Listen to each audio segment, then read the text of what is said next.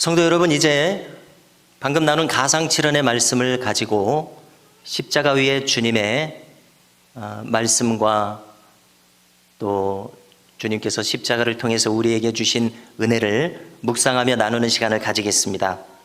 여러분, 주님께서는 성목요일 깊은 밤에 대제사장의 무리들에게 잡히셨습니다.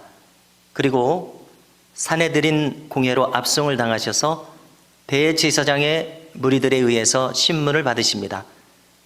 그 다음에 대제사장의 무리들은 빌라도의 법정으로 주님을 이끌고 갑니다. 유대인의 최고 의결기구 그리고 최고 법정인 이 산헤드린 공회에서 그들은 주님을 신성모독으로 정죄했습니다. 그래서 주님을 사형에 해당하다고 결정했습니다. 그렇지만 그들은 사형 집행권이 없었습니다. 로마의 속주이기 때문에 그렇습니다. 그래서 그들은 이제 로마 총독 빌라도에게 가서 사형을 언도할 것을 종용하게 됩니다. 여러분, 그런데 아시는 것처럼 빌라도는 주님에게서 아무런 죄도 발견하지 못합니다. 주님을 풀어주겠다고 합니다. 여러분, 그런데 대제사장의 무리들은 빌라도의 약점을 너무나도 잘 알고 있습니다. 밀란이 날 것처럼 무리를 선동합니다. 실력 행사에 들어간 것입니다.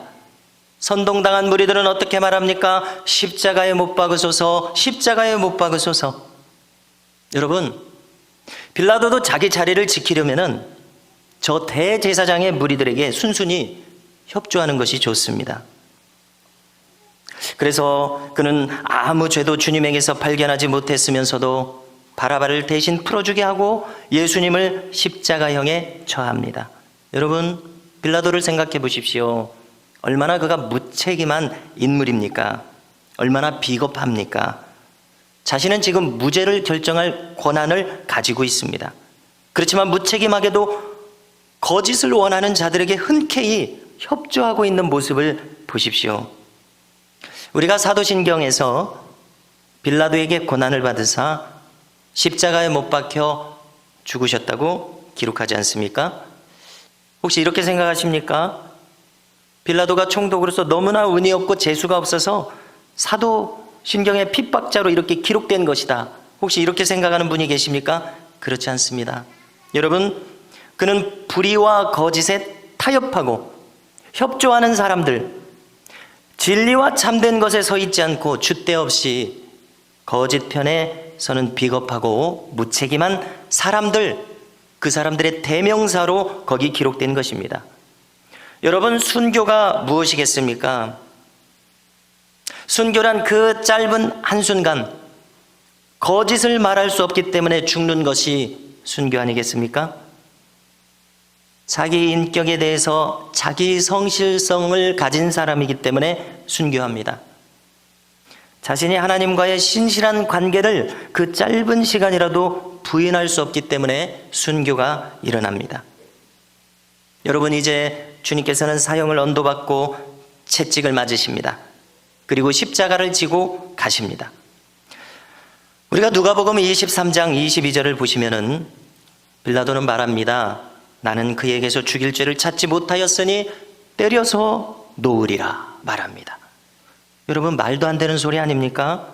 죄가 없으면 무죄 방면을 해야 하지 않습니까? 그런데 왜 때리겠다고 합니까? 도무지 이해할 수가 없는 내용입니다.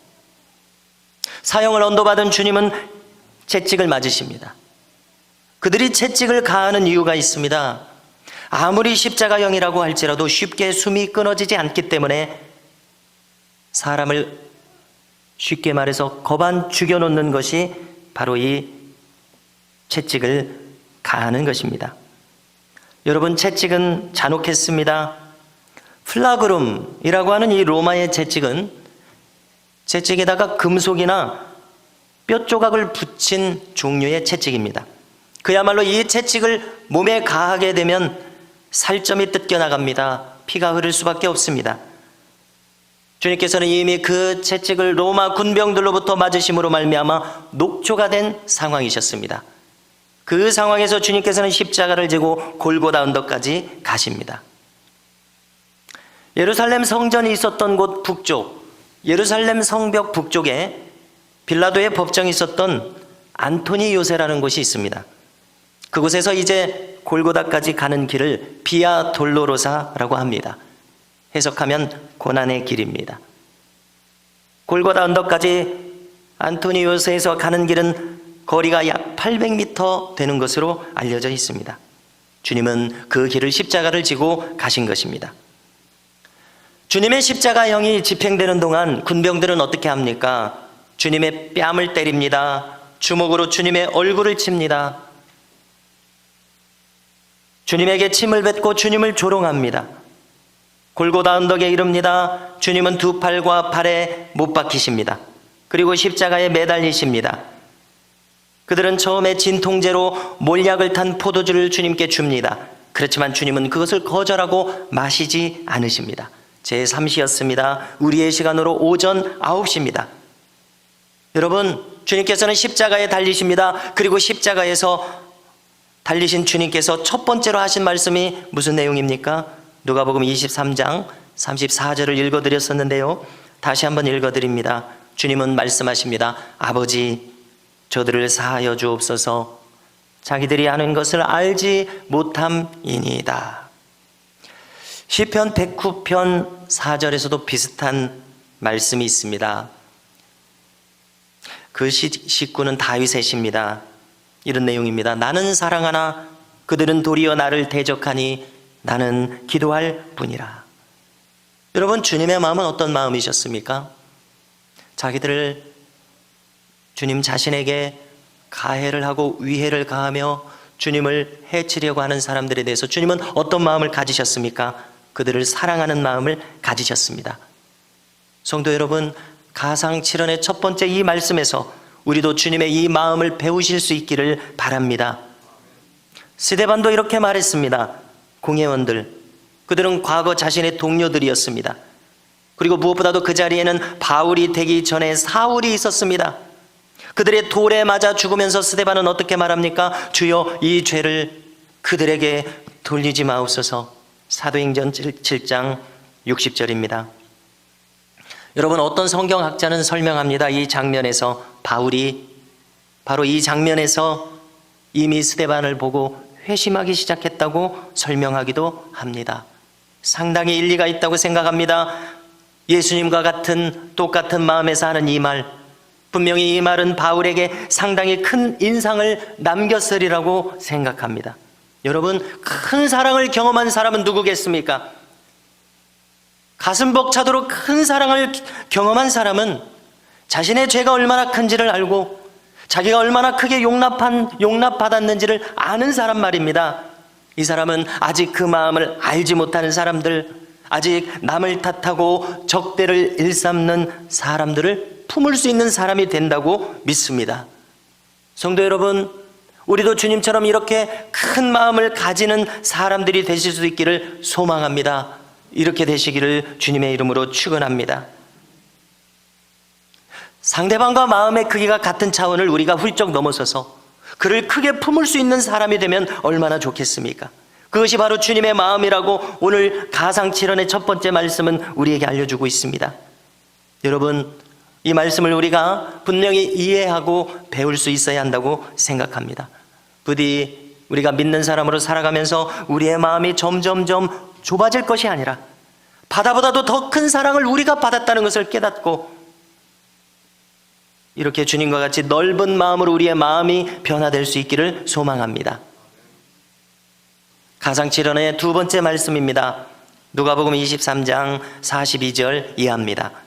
내가 진실로 네게 이르노니 네가 나와 함께 낙원에 있으리라. 여러분, 주님과 함께 주님의 좌우편에 두 사람의 강도가 함께 십자가에 매달렸습니다. 그 중에 한 사람이 주님께 비방을 했습니다. 너 자신과 우리를 구원하라. 이렇게 주님을 조롱하고 주님을 적대했습니다. 그런데 다른 편의 강도는 어떻게 말했습니까?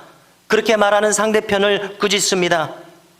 네가 나와 동일한 정죄를 받고서도 하나님을 어찌 두려워하지 않느냐?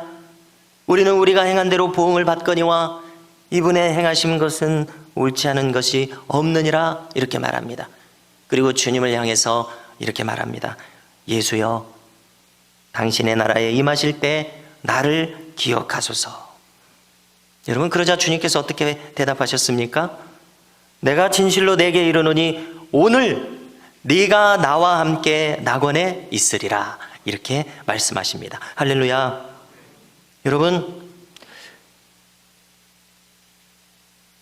주님과 함께 낙원에 있겠다고 그런 주님의 말씀을 들은 이 강도를 생각해 보십시오. 이 강도, 자신의 최후의 순간을 맞기 직전에 자신의 영혼을 돌아볼 양심을 가졌다고 하는 사실이 너무나도 이 인물에게 다행스러운 일입니다. 여러분, 얼마나 이것이 다행스럽습니까? 모세시대의 바로와 같은 인물을 보십시오. 그는 얼마나 놀랍습니까? 10가지 하나님의 재앙, 얼마나 크고 분명한 하나님의 역사하심이었습니까? 얼마나 하나님께서 살아계신 것을 그대로 증명하는 또렷하고 똑똑하게 보여주는 이적이었습니까? 여러분, 그럼에도 불구하고 바로는 어떻게 됩니까? 그 부인할 수 없는 하나님의 역사하심을 보고서도 자기의 마음이 강팍해지는 것입니다. 여러분, 성경은 양심에 화인 맞은 자가 있다고 말합니다. 화인은 무엇입니까? 불인두를 화인이라고 하죠. 불인두를 가지고 사람의 피부에 도장을 찍는 것입니다. 여러분, 그러면 그 도장이 불인두로 찍혀진 부분이 어떻게 되겠습니까? 그 피부가 짓눌립니다. 그래서 그 피부에는 감각이 없어진다는 얘기입니다. 아무것도 느끼지 못합니다. 여러분, 만일 사람이 양심의 화인을 맞았다면 어떻게 되겠습니까?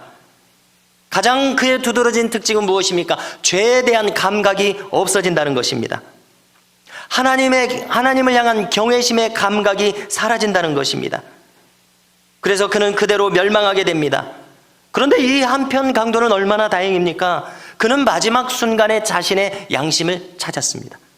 그가 운명하기 전에 자신의 양심을 찾았습니다. 그리고 자신의 죄됨을 인정했습니다. 오늘 자신을 기억해달라고 주님께 말씀드렸습니다. 이것은 그의 심령이 회개하고 있음을 가리킵니다. 여러분, 주님의 말씀을 다시 한번 들어보십시오. 오늘 네가 나와 함께 낙원에 있으리라. 여러분, 우리는 이 말씀을 들으면서 우리 스스로에게 이 시간 물어볼 수 있기를 바랍니다. 질문은 이것입니다. 만일 내가 오늘 죽는다면, 하나님께서 나의 영혼을 거두어 가신다면 과연 나는 이 강도와 마찬가지로 주님과 함께 낙원에 들어갈 수 있을 것인가?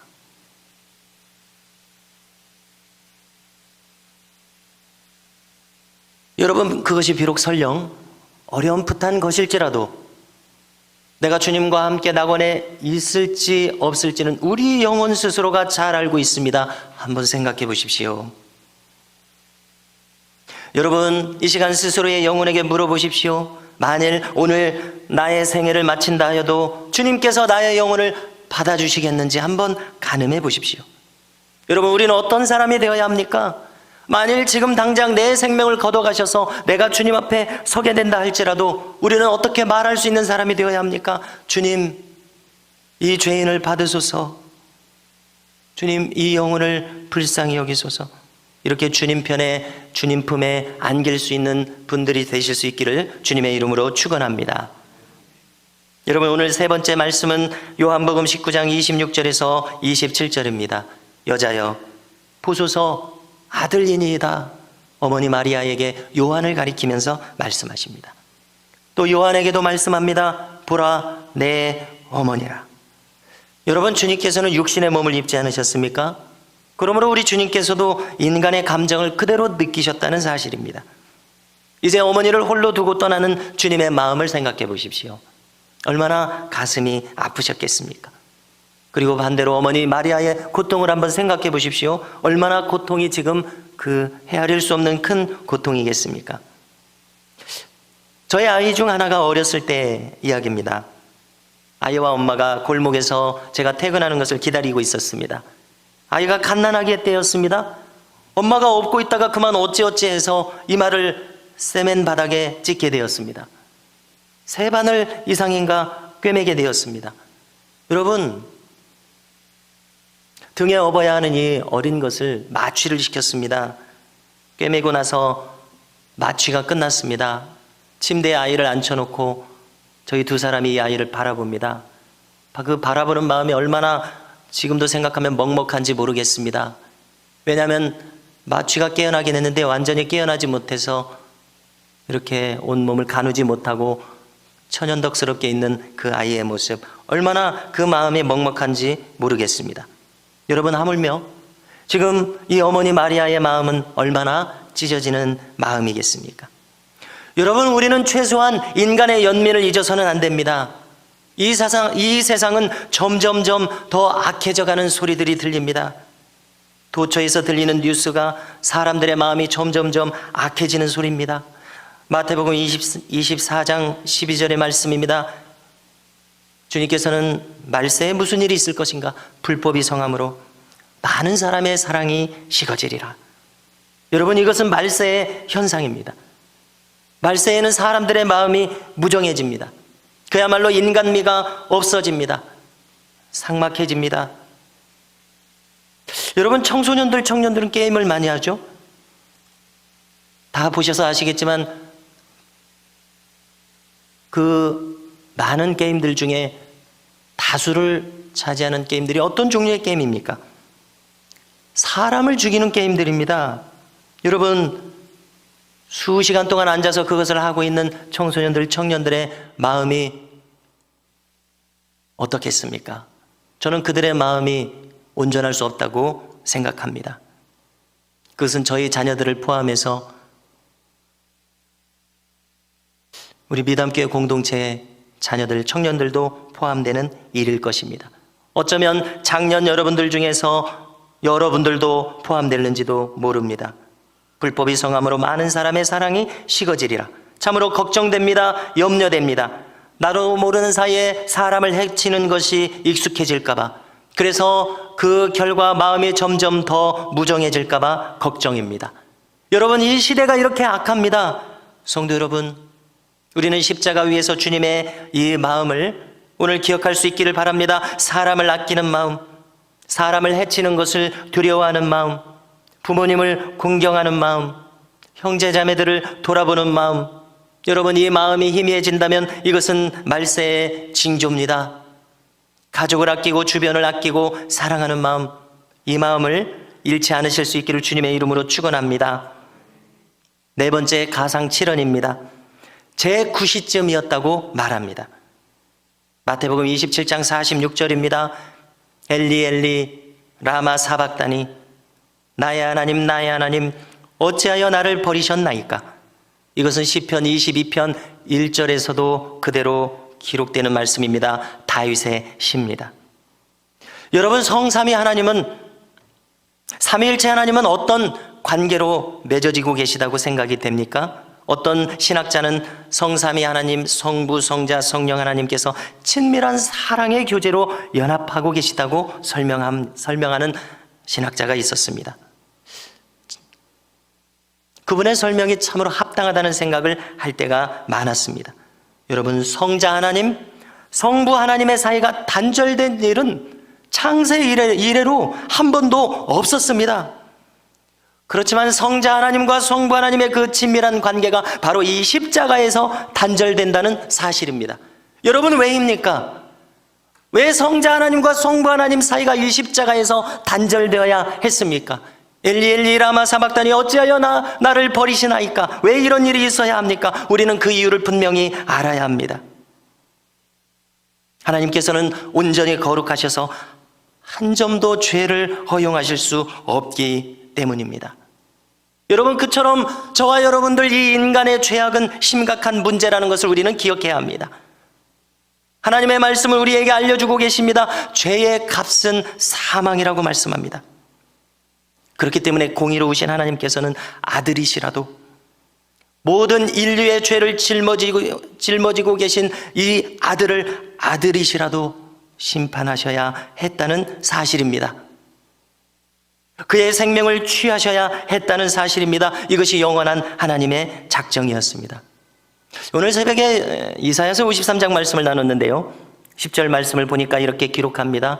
여호와께서 그의 상함을 받게 하시기를 원하사 질고를 당하게 하셨은즉 그의 영혼을 속건제물로 드리기에 이르면 그가 씨를 보게 되며 아멘. 이렇게 말씀합니다. 뭐라고 기록합니까? 여호와께서 그에게 상함을 받게 하시기를 원하사 질고를 당하게 하셨은즉, 아들이 십자가를 지게 하신 것은 아버지 하나님의 뜻이었다는 사실입니다. 왜 그렇게 합니까? 바로 인간들의 죄악을 속할 수 있는 유일한 길이 그것이었기 때문에 그렇습니다. 여러분, 성자 예수님께서 그 죄짐을 짊어지고 죽으셔야 할 만큼 저와 여러분들의 죄악이, 죄성이, 죄됨이 심각하다는 것을 깨달으시기 바랍니다. 성부 하나님과 성자 하나님께서 단절되셔야 할 만큼, 아들이신 성자께 그분의 심판을 남김없이 쏟아놓으셔야 할 만큼 인간의 죄됨이 심각하다는 사실을 우리는 분명히 알아야 합니다. 여러분, 그렇기 때문에 만약에 이 십자가의 구원을 거절하는 사람이 있다고 생각해 보십시오. 그 심각한 심판을 어떻게 해야 됩니까? 자신이 감당해야 한다는 사실입니다.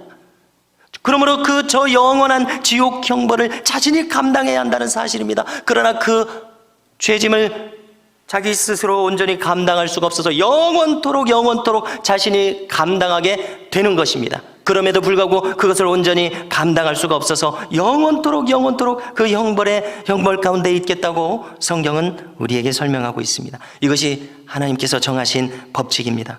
왜 그렇습니까? 온전히 거룩하신 하나님께서는 한터록도 죄악을 허용하실 수 없기 때문에 그렇습니다. 여러분, 아버지와 처음으로 단절되셔야 했던 예수님의 심경을 생각해 보십시오. 어찌하여 나를 버리시나이까?